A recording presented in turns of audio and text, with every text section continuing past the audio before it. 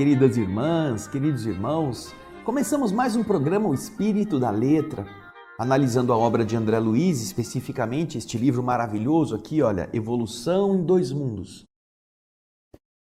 Cada capítulo é uma revelação, é um conjunto de informações muito importantes que nós normalmente não encontraremos em outros lugares.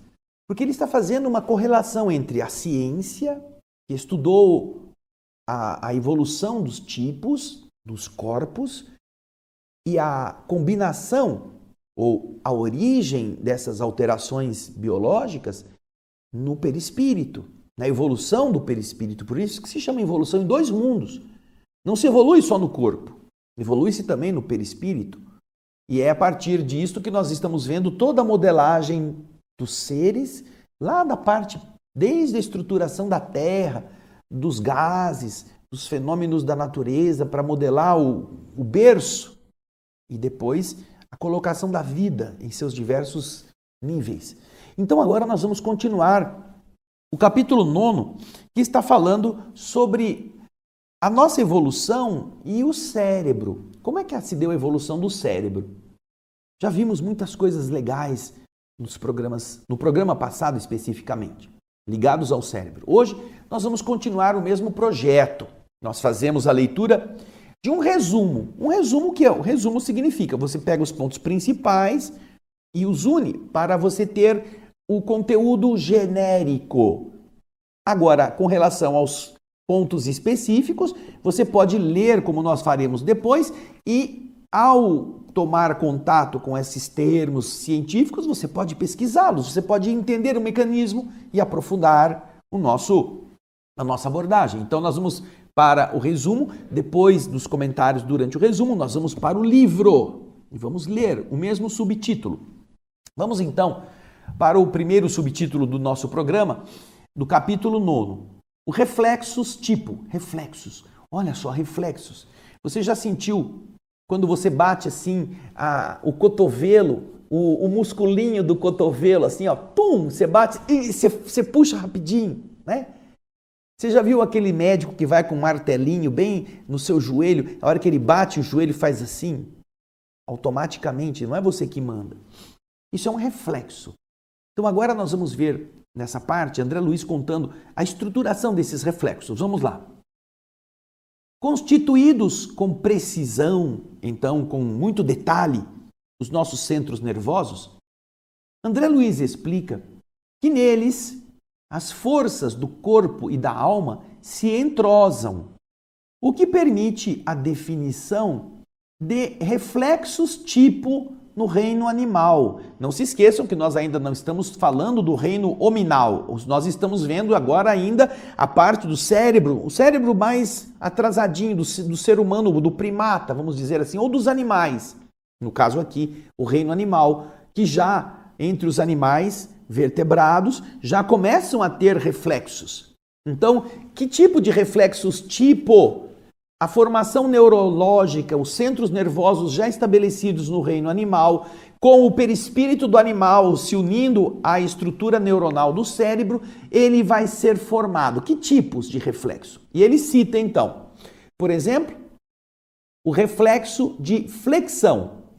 É a contração muscular de um membro ferido.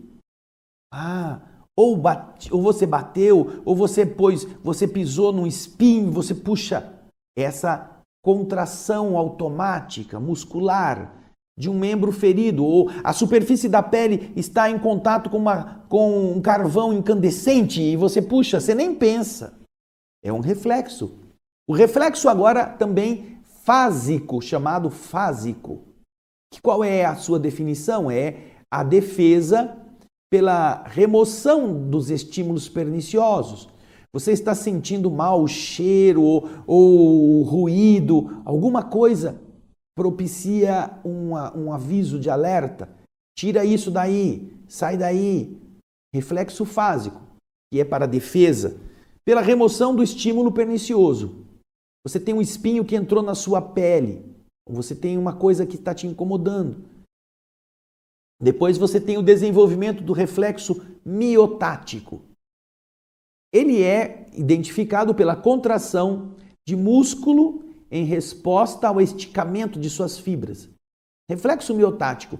Você está carregando, eu vou dar um exemplo do ser humano, você foi ao supermercado e está carregando uma sacola pesada, aquilo está te esticando as fibras musculares. Então há um reflexo de você querer puxar isso para trás, né?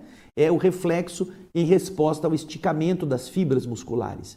Depois tem reflexos posturais, reflexos segmentares e intersegmentares. Todos estes são reflexos que preparam o complexo corpo e espírito do futuro para as reações nervosas fundamentais. Isso tudo está sendo preparado no reino animal, o reino animal irracional, para que quando chegar no reino hominal, já estejam esses reflexos bem estruturados. Por meio desses reflexos, o encéfalo, que concentra em si os centros coronário e cerebral, que são os chakras, também chamado, o cerebral chamado de frontal. Estes centros cerebrais, eles, no encéfalo, o encéfalo cataloga, registra as excitações inúmeras para que as faculdades de percepção, seleção, atenção e escolha se concretizem. Então, quando o animal começa a ter respostas para se defender, quando ele começa a ver que determinada situação é perigosa, quando ele luta para se livrar de uma situação de risco, então ele começa a ter reflexos. Ele não fica mais precisando analisar, ele não tem ainda essa inteligência para fazer isso. Ele tem que reagir. Ele tem que reagir a alguma ameaça. Então isso vai fazer com que o seu cérebro em desenvolvimento vá identificando essas ameaças e comece a catalogá-las. Comece a catalogar. Ah, isso aí quer dizer tal coisa. Essa dor, eu preciso fazer tal coisa para não correr esse risco. Está muito quente, tira a pata. São reações que vão sendo analisadas, catalogadas para garantir-lhe a sobrevivência, garantir-lhe um estado de preservação do equilíbrio orgânico. Veja no texto novamente. Olha lá. Ó. Por meio dos reflexos, o encéfalo, que concentra nele, em si, os centros coronário e cerebral, que são os chakras que também estão sendo modelados no perispírito, o encéfalo cataloga e registra as excitações inúmeras para que as faculdades de percepção, seleção, atenção e escolha possam se concretizar depois. Então a percepção, a seleção, isso é bom, isso não é, isso é adequado, essa comida é boa, essa comida não é boa. O animal precisa saber disso. Ele precisa estar atento porque ele corre o perigo de ser atacado no momento de distração. Então tudo isso vai sendo desenvolvido nessa escala do reino animal, através dos reflexos tipo. Agora nós vamos ler o que André Luiz escreveu nesse mesmo subtítulo. Vamos lá. Reflexos tipos. André Luiz diz o seguinte no livro: estabelecidos os centros nervosos, em que se combinam, se entrosam as forças fisiopsicossomáticas. Quer dizer o quê? Físio é do corpo, psico é da alma e soma é do corpo. São as estruturas que formam o corpo físico e o corpo espiritual. Então, são forças materiais e espirituais em que se entrosam nos centros nervosos. Aí ele diz que os reflexos tipo são organizados no reino animal, fixando-se o reflexo de flexão, que consta da flexão, da dobra, da articulação de um membro atacado na superfície por estímulos de variadas origens. O reflexo fásico, que interessa a defesa própria na remoção de estímulos perniciosos. O reflexo miotático, que se evidencia na contração de um músculo quando responde à extensão de suas fibras, os reflexos posturais diversos e os múltiplos reflexos segmentares e intersegmentares com os arcos que lhes são característicos, tanto na parte aferente, que leva o impulso nervoso da origem até o sistema cerebral, que é o que nós estamos vendo na palavra aferente, sai da pele e vai até o sistema nervoso central, impulso aferente, quanto na sua parte eferente, que leva a resposta do sistema nervoso central até a origem. Então, o sistema na parte aferente é aquele que diz: está quente, está queimando, tira a mão, ou essa informação está quente, está queimando. Vai pelo sistema aferente até o sistema nervoso central. Aí o sistema nervoso central usa na parte eferente a ordem: tira a mão. E aí você tem a reação numa fração de segundos, que leva a resposta até a origem do incômodo. Então você vê que nas duas partes, tanto na aferente quanto na eferente, nós temos o quê? Nós temos esses mecanismos, preparando então o veículo do corpo físico e corpo espiritual do futuro em suas reações nervosas fundamentais. Através deles, e aí no caso através desses modos, desses reflexos tipo, o encéfalo, conservando com ele mesmo o centro coronário e o centro cerebral ou frontal, registra excitações inúmeras para que as faculdades de percepção e de seleção, atenção e escolha se consolidem. Você vê aí que é justamente aquilo que nós estávamos colocando no resumo. Os centros coronário e frontal ou cerebral estão reunidos para arquivar tudo isto, para fazer a detecção de todos esses problemas e começar a desenvolver isso também visando o nosso encontro com a evolução do ser hominal. Agora, depois que nós vimos este subtítulo, nós vamos para o subtítulo seguinte, que é a formação dos sentidos. Vocês verão que nestas partes finais do capítulo 9, André Luiz está descrevendo essas estruturas de formação para a identificação de determinados campos de percepção específicos para determinadas áreas, para determinadas necessidades. E você vai acompanhar então o resumo que eu fiz sobre este subtítulo, Formação dos Sentidos.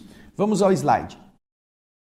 Aí André Luiz está nos explicando, com o resumo que eu, André Ruiz, fiz, que chegando à evolução da mônada ao nível dos animais superiores, com a supervisão dos arquitetos do espírito, aquela mônada original, agora transformada em princípio inteligente, com a sua consciência fragmentária, ainda não total, não completa, ela aperfeiçoa os sentidos.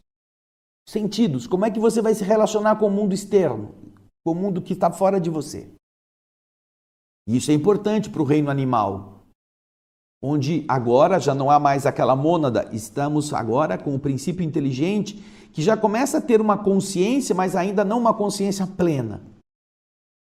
E ele explica que ele começa então a explicar esses desenvolvimentos dos sentidos, falando do tato.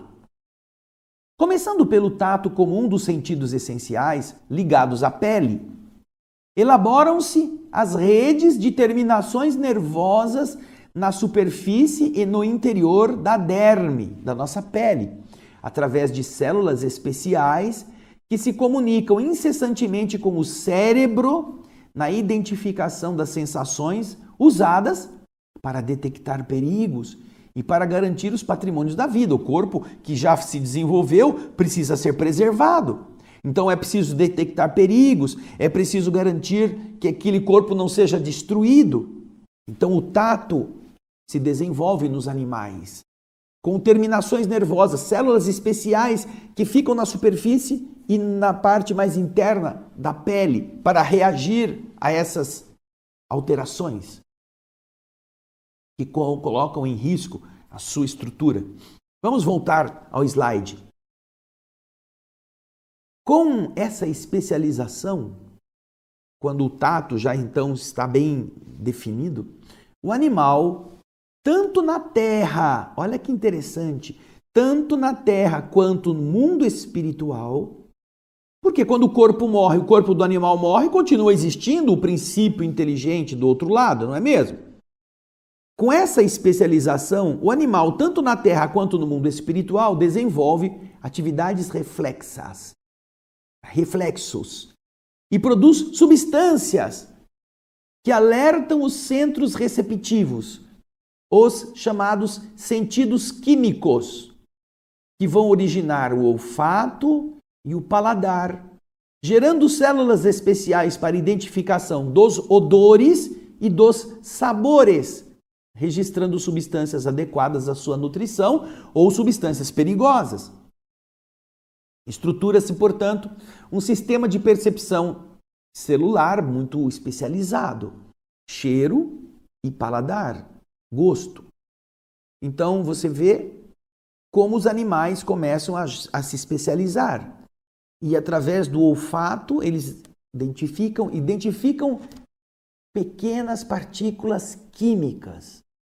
Vamos voltar lá no quimismo, como a química gerou vários dos projetos de evolução, e é a química dos odores, a química dos sabores, comunicarão informações ao cérebro que está organizando tudo isto.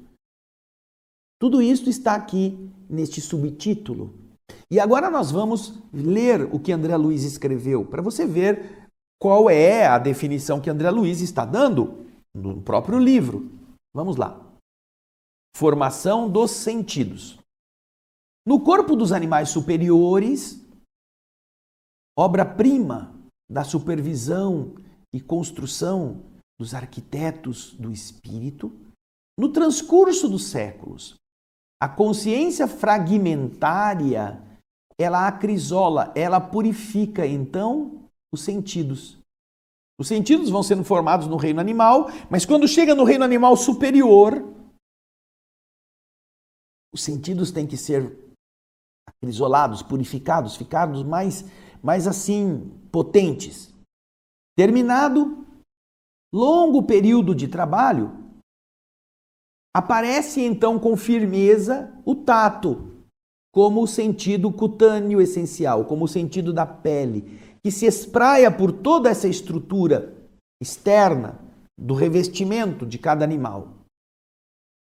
Esta se converte em superfície receptora, a pele, com variadas terminações nervosas que se salientam, que aparecem como uma rede extremamente complexa, desde as arborizações simples até os corpúsculos especializados que se localizam dentro da derme, utilizando células especiais em comunicação incessante com o cérebro, para que as sensações táteis constantes possam defender os patrimônios da vida.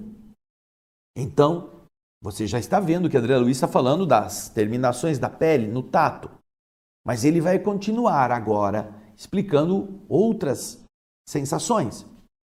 Aí no slide você vê adestrada a atenção, o animal na esfera física e na esfera extrafísica, ele produz, ele elabora, por atividades reflexas, várias substâncias que vão excitar os centros receptivos, definindo os chamados sentidos químicos, que terminam no olfato e no gosto, no paladar.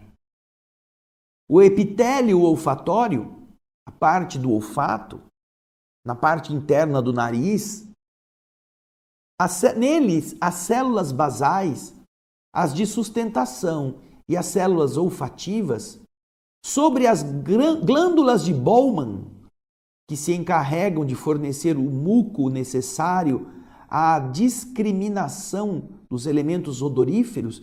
A química que vem pelo ar precisa ser sintetizada, precisa ser fixada em um muco, em uma coisa que vai identificá-la. É então que esses corpúsculos de Bowman, as glândulas de Bowman, secretam esse muco para a retenção dos elementos odoríficos. Operam então com isso a seleção das propriedades aromáticas das substâncias e no dorso da língua, olha só, na epiglote, na face posterior da faringe, como no véu do paladar, os corpúsculos gustativos, guardando células epiteliais de sustentação e as células gustativas, combinadas a pequenas glândulas salivares, fazem o registro das substâncias destinadas à nutrição. Olha então como vai se desenvolvendo do epitélio, das células de percepção do tato, os outros elementos de percepção química, que precisa pegar as partículas que estão no ar e transformá-las em cheiro para serem levadas ao cérebro ou em gosto. Precisa molhar a boca, precisamos sentir mordendo o gosto dos alimentos pela sua diluição em líquido, formando então o olfato, os sentidos da percepção olfativa e o paladar, o sabor dos alimentos. Tudo isso destinado à nutrição e à preservação. Nós vamos agora então para o outro subtítulo. Você verá que são descritivos, portanto, não existe aqui tanta imagem que a gente precise colocar para você entender. Nem é tão difícil de compreensão, mas mesmo assim a gente fez um resumo. Vamos ver no slide a seguir o resumo desse subtítulo Visão e Audição. Vamos lá. A visão possibilita a identificação de objetos no campo da retina, com o aperfeiçoamento das células receptoras da luz, gerando impulso nervoso, que transporta as imagens captadas até a profundeza do cérebro, onde a mente incorpora as suas interpretações e as analisa, gerando observações para o arquivo da memória e da experiência. A visão, então, gera imagens, mas quem vai analisar, quem vai interpretar não é o cérebro, é a mente, é o ser inteligente, fazendo com que ele vá desenvolvendo um arquivo que se chama memória e que também possa ser identificado como conteúdo de experiência que ele deixa ali registrado. É interessante isso, porque às vezes, mesmo em nós, você não tem certeza onde foi que viu, onde foi que você registrou aquela imagem. Porém, você sabe que já viu. Experiência, eu já passei por isso, em algum lugar eu já estive. Então você tenta vasculhar na memória. Você ainda não tem na memória clara onde foi aquilo. Mas você tem aquilo que você sabe que já identificou. É mais ou menos que nem o joguinho da memória. Sabe aquele joguinho que tem várias cartinhas em duplicata? E aí você vira uma e vira outra e vê que não está. Aí quando chega outra vez, você vira uma e você fala, não, já vi essa aqui. Onde foi mesmo que estava? Estava aqui ou estava aqui? Aí você vai lá e tenta. Aí você erra. Aí você já sabe que não é lá, é no outro. Então você vai desenvolvendo experiência e vai melhorando a sua capacidade de retenção. O ser animal vai fazendo isso. Vamos agora para o outro reflexo, outra sensação. No caso aqui, para a audição, são desenvolvidas estruturas e células que recebem e transmitem vibrações sonoras, convertendo-as em estímulos nervosos endereçados à mente, que seleciona os tons, a intensidade e os timbres, e então gera uma vasta rede de reflexos condicionados visando o seu desenvolvimento da audição. Além dos sentidos com órgãos e sistemas especiais, porque todos estes, a visão, a audição, como o tato, como a gustação, como o olfato, eles têm um sistema eletrônico, um sistema de células específicas, órgãos especiais. Além desses sentidos com órgãos e sistemas especiais, o cérebro, esse cérebro integral, ele se organiza em lobos diversos, em pedaços, em áreas diferentes, preparando recursos para o futuro, quando transformar-se de princípio inteligente em espírito, com pensamento contínuo e consciência desperta. Não são só nariz, língua, ouvido, olho e pele que se desenvolvem. O cérebro também, ele vai se especializando cada vez mais com divisões, subdivisões, circunvoluções, etc, etc, centros nervosos, para que ele possa, no futuro, migrar o ser da condição de princípio inteligente, que é o que está no animal, com consciência fragmentária, para espírito, que é o nome que se dá àquela mônada inicial, aquela mônada primitiva que chegou à condição de poder vestir-se com um corpo humano, espírito. Então você vê todo um trabalho evolutivo com as sensações e os sentidos cada vez mais aflorados para a detecção dos sinais que estão em volta, de como nós devemos nos comportar se ouvimos um barulho estranho, de que comida a gente pode comer pelo cheiro, pela aparência. Tudo isso está vindo de todo um processo de modelagem, de evolução nos reinos animais anteriores. Agora, vamos ler o que André Luiz explicou aqui no livro Evolução em Dois Mundos sobre visão e audição. Vamos lá. Aí está o texto. Visão e audição.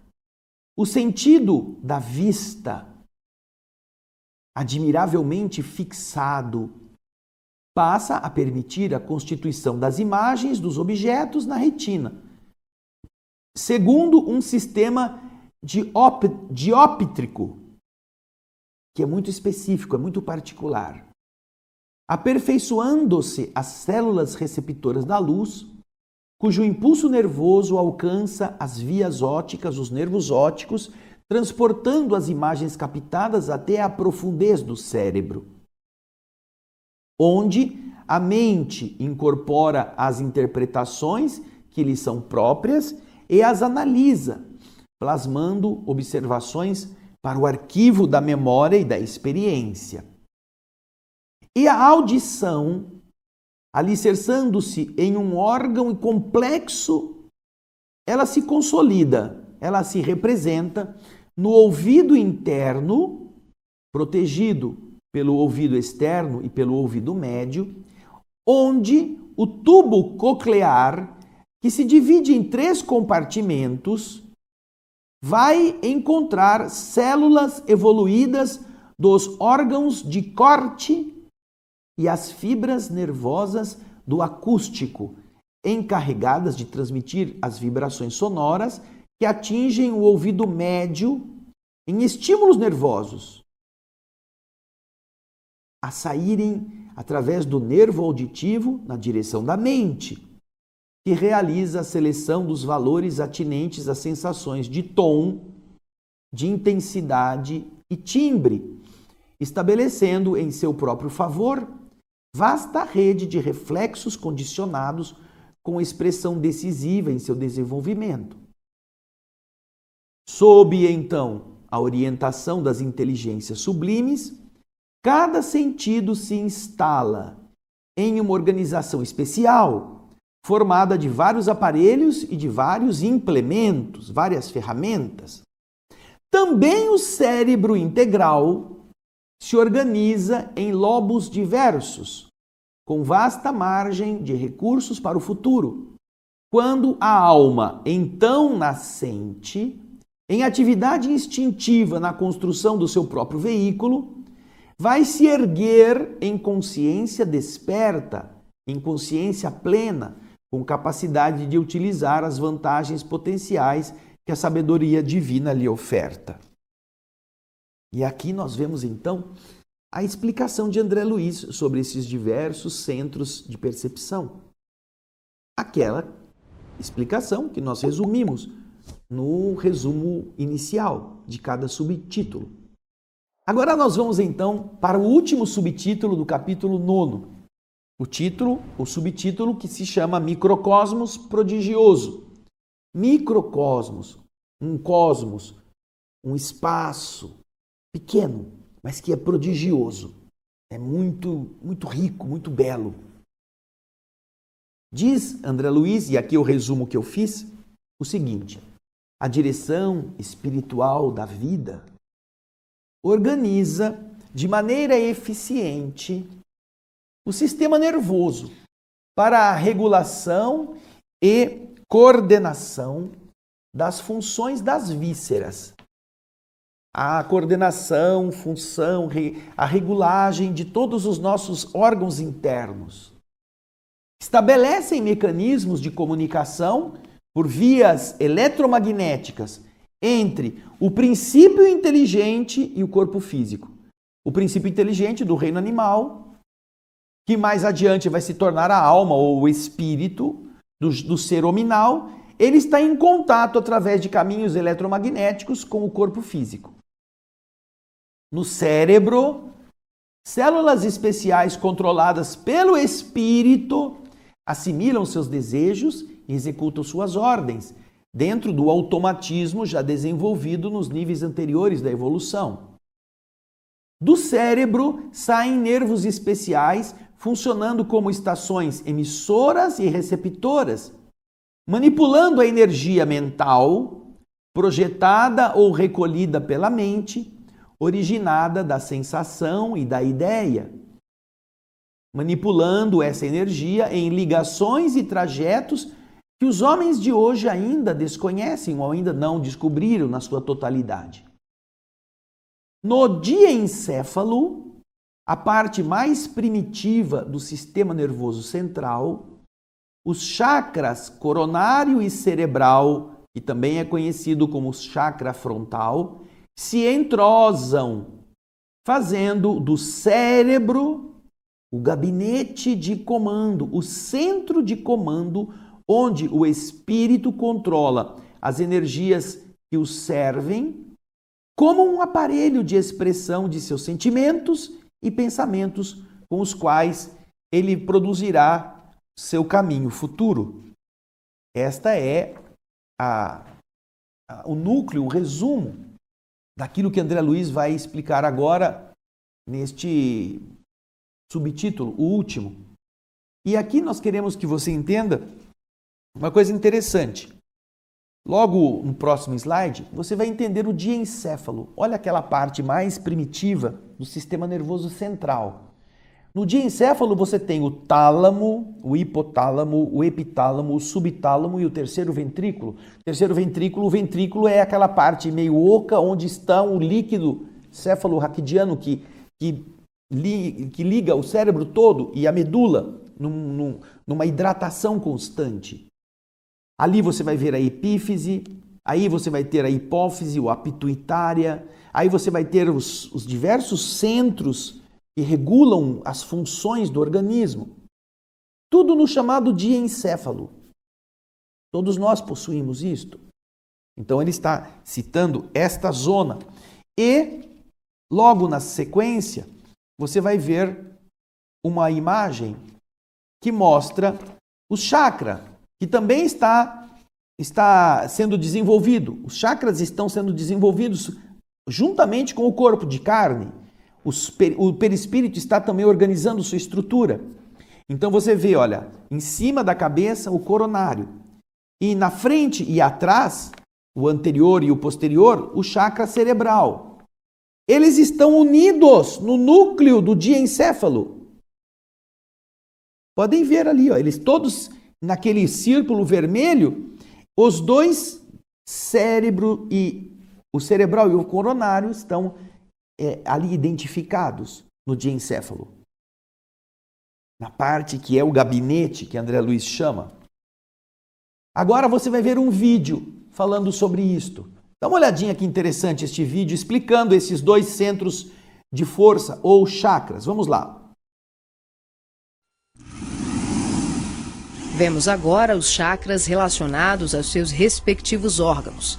Começamos pelos superiores, representados pelo coronário, frontal e ágina, anterior e posterior. Podemos observar o giro em movimentos de alternância, num ciclo permanente de emissão e absorção de energia. Vemos também a sincronia entre os anteriores e os posteriores. O coronário é o centro da sabedoria.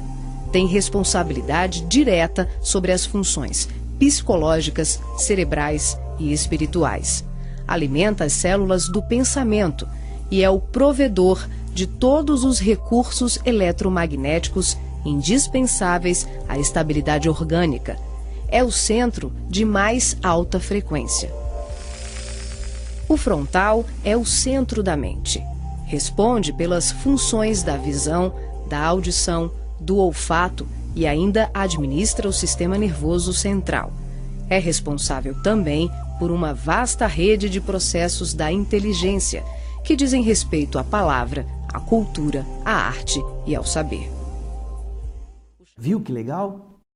Essa animação do Instituto Brasileiro de Benemerência e Integração do Ser, o IBS, muito bem feita, mostra com bastante precisão aquilo que André Luiz está explicando neste último subtítulo, inclusive na referência aos chakras. Então, agora que você já está ilustrado a esse respeito, vamos fazer a leitura deste último subtítulo do capítulo 9. Vamos lá? Microcosmo prodigioso.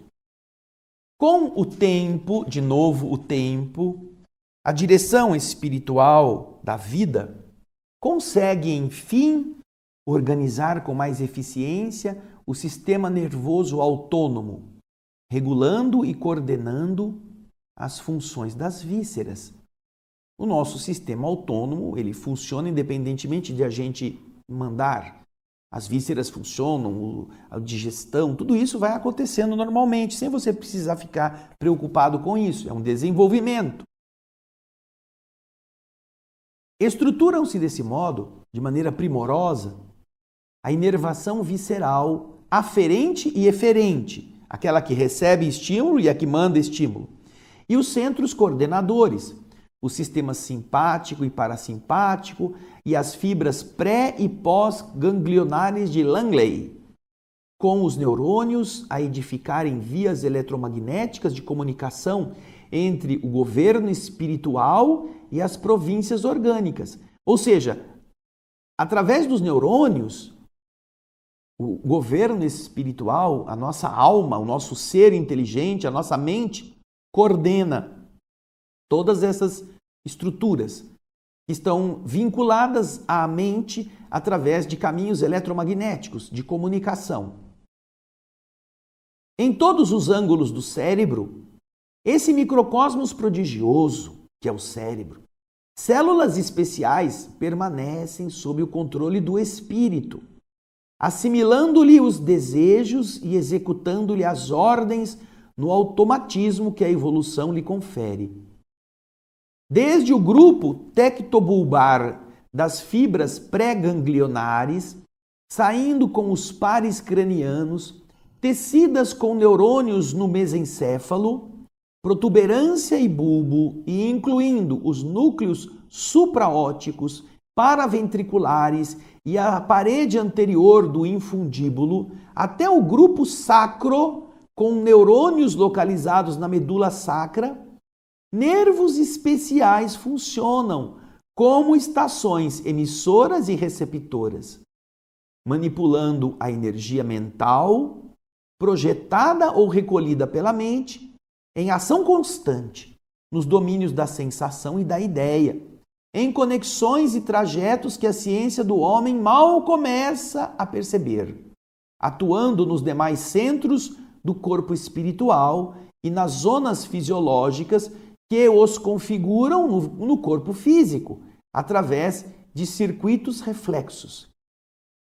No diencéfalo, campo essencialmente sensitivo e vegetativo, parte das mais primitivas do sistema nervoso central, o centro coronário, como fulcro luminoso, entrosa-se com o centro cerebral ou frontal, a exprimir-se no córtex, nas zonas cinzentas, na parte central, na parte do cérebro principal e em todos os mecanismos do mundo cerebral.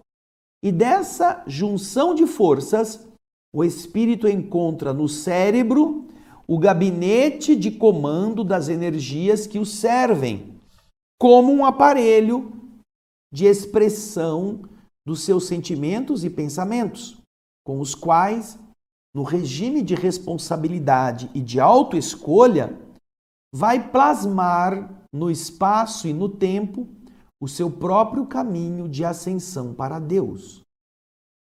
E aqui termina o capítulo 9. E então você pode ver com que preciosidade o cérebro foi edificado.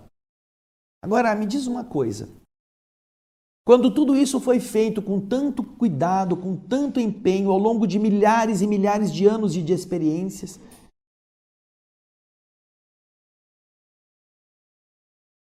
você usa a palavra da melhor forma? A sua boca é capaz de transmitir ideias nobres? Você pensa de forma positiva? Você utiliza todo esse conjunto, esse aparato de ferramentas tão específicas, tão especiais, como deve?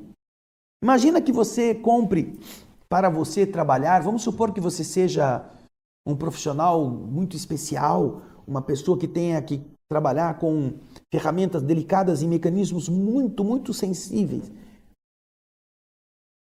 E você então precisa de ferramentas muito caras, porque elas são muito especiais para aquele tipo de tarefa. Imagina se você pega aquilo e começa pá. Você usa a ferramenta tão preciosa como um orangotango. É o que a gente costuma fazer com essas ferramentas que estão todas espalhadas pelo nosso corpo a partir do cérebro. Seu pensamento está decente? Você está vibrando em uma sintonia elevada? Você está se deixando levar por raiva, por ódio? Está usando palavrões para se expressar? Você acha que essa modelagem de milhões de anos foi feita para você usar isso como se fosse uma marreta, uma picareta? Entenda que esse é um presente da divindade, que a estrutura cerebral é o laboratório mais perfeito, elaborado, que o homem ainda não conseguiu fazer nada semelhante. No mais desenvolvido computador que o homem construiu, não existe nem 1% do que existe no seu cérebro, feito de carne e osso, ou carne e nervos, ou carne e vibrações, carne e neurônios. Como você está usando? Pense nisto, porque você será responsável se pegar um elemento tão precioso e trabalhar com ele como se ele fosse uma picareta, com essa delicadeza grotesca. Naquilo que você fala, o que é que você está dando ouvido, o que é que seu olho está procurando, que tipo de alimento você está usando, bebida que você está envenenando o seu organismo. Liberte-se de todos os vícios do atraso. Você não é mais um bicho. Você não está mais na selva. Você chegou ao patamar de ser humano. O mais elevado ser que existe na construção evolutiva deste planeta neste instante. Honre essa situação. E essa demonstração de André Luiz até este capítulo 9 deve nos envergonhar cada vez que a gente falar um palavrão. Cada vez que a gente assistir uma coisa grosseira, cada vez que a gente preferir lixo ao invés de preferir nobreza de espírito. Pense nisso, porque no próximo programa, na próxima abordagem, no capítulo 10º, nós vamos começar a entender isso através do título Palavra e Responsabilidade. Palavra e responsabilidade. Você, como espírito, é responsável por aquilo que você fala. Começa por aí.